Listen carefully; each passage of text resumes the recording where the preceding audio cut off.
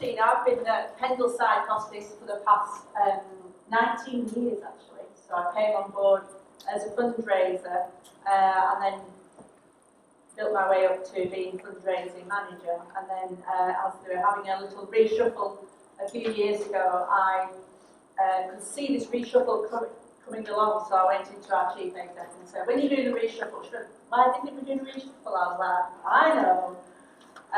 But I said, can I drop from management? But also I've been absolutely loving talking to corporates. I'd like to carry on with that and actually like to not work for Andy's anymore.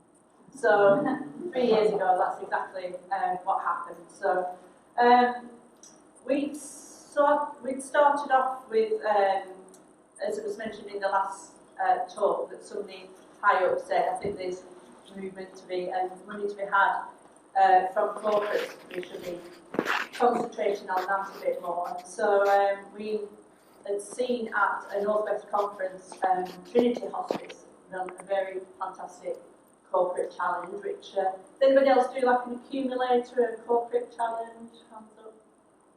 Yeah, so you know the kind of thing. So ours runs from June until the end of September, so 4 months in the summer months, and there's plenty of time for people to have activities, use the sunshine that should be around to do this challenge.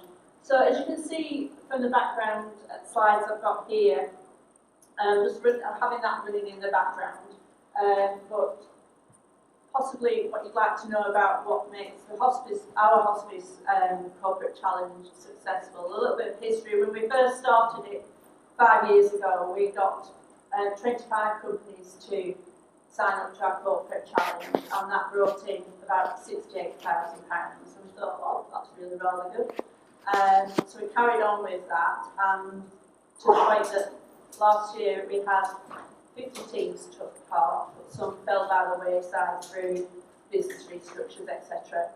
And then, so we ended up with 43, and that brought in £147,000. So slightly down on the year before, which was 152, but that was a special anniversary year for us, so it seemed to have a bit of an effect. But this year, it's already really doing so well.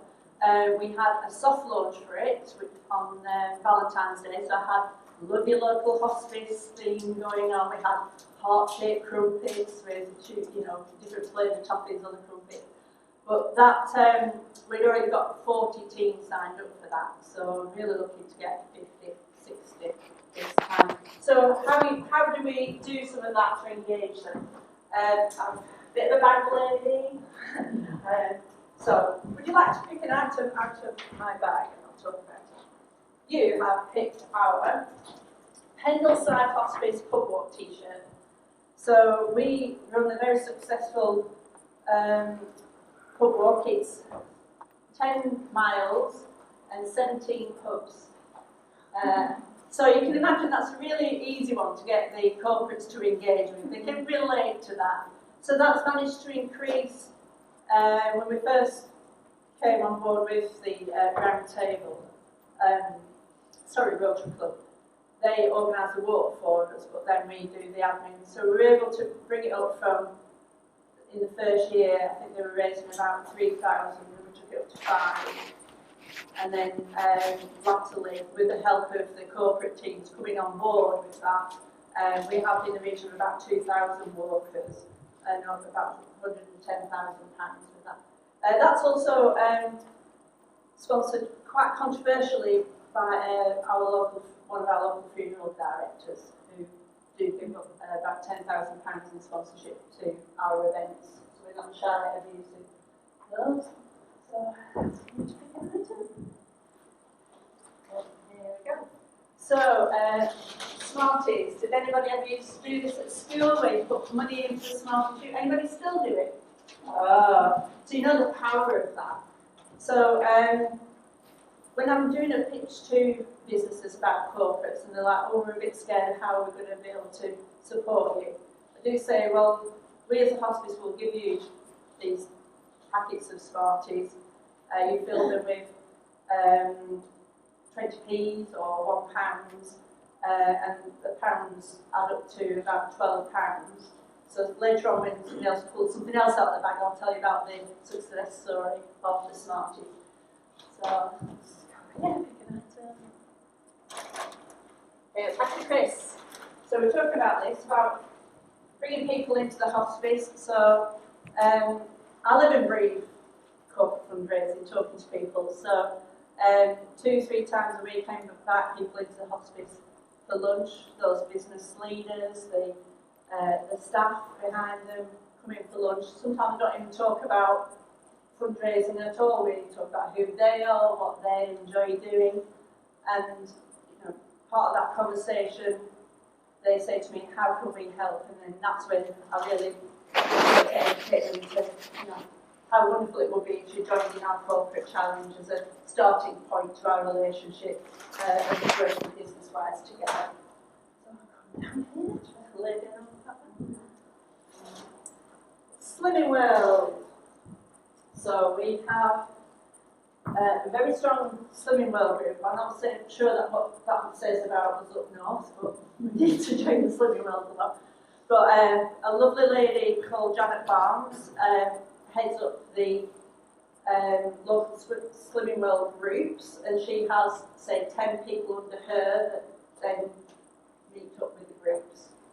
So they have a total membership of about 2,000 people, and they all engage. They've come on board as a corporate challenge team, and Janet gives out to each one of her members a packet of Smarties, which might seem counterintuitive to losing weight, and that is actually the Slimming World. That's about 9 sins. But she gives a packet of these out to nearly 2,000 members. What's the money coming back for that? It's a hell of a lot. So that was about £7,000 towards corporate challenge just in Smartie money last year. So that's fantastic. So Janet, if you get in touch with me, I'll be able to get Janet's number and she'll put you in touch with the local Slimming World.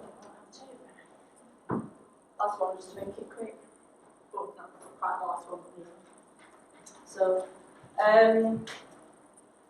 that's my B&I networking badge.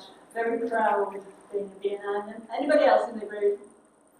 Yes, talking earlier, weren't we? So the power of networking in general, really. A member of probably, as a hospice, we're a member of at least 6 networking groups.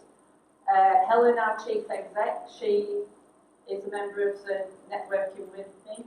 She will sub for me when I'm not at B&I, if I'm on holiday. So we've got the power of that real decision maker being in my networking group who can then ask, we've got a damp patch in one of our shops. Can you contact Dan for me to be able to give him a referral? And he quite often, he has done it for cost, so he doesn't charge. So you can get those business links in time.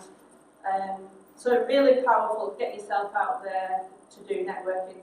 Also B&I is giving me a lot of personal growth. I started B&I and I used to, in my past, I used to always shove my colleague Kay forward to do things like this. B&I has given me this amount of confidence to do this, so it's empowering. And then my very last thing,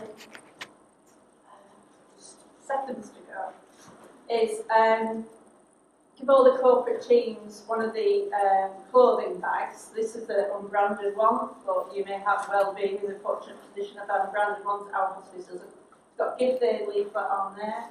So it's a case of giving all the teams plenty of these, and I mean plenty, because Slimming World are bringing about 10,000 bags full of items for us. So each bag, and it comes back to us, and we put the gift aid leaflet filled out in size and things like that. And we tell the teams that that's worth £3.50 soft credit to them. So they can really easily relate that if they bring 10 bags, 35 quid, 100 bags, £350. That's such an easy way to get their totals going up in the scales for that. That's me, that's my time done. So thank you very much.